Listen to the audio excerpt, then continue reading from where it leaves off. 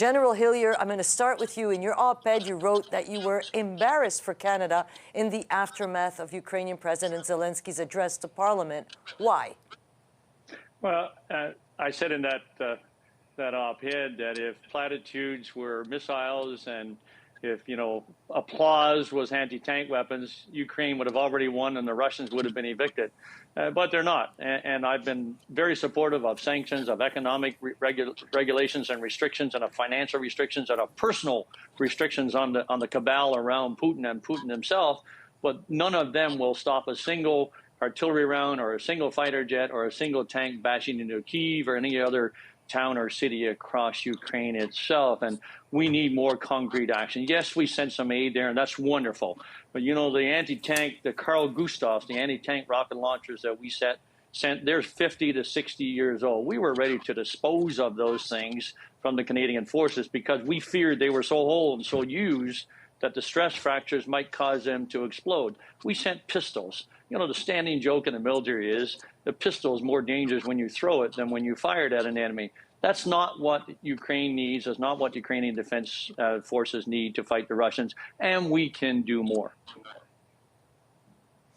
You said $1 billion to go buy, them Javelin anti-tank missile systems, Stinger air defense systems, Patriot missile systems, artillery, precision ammunition. There's a whole list here that you write. So it's $1 billion.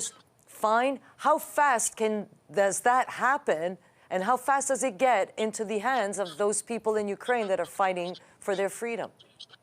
It'll happen as quickly as we want as a nation to make it happen. We can go and buy things like Javelins and the NLAW anti-tank weapon systems and Stinger anti-aircraft missiles and the Avenger anti-aircraft system. We can buy those literally overnight, in days and in weeks, and have them there ready. We buy them, we transport them to Poland, and we rendezvous there with Ukrainian defense forces and send them across the border, and they know how to use them.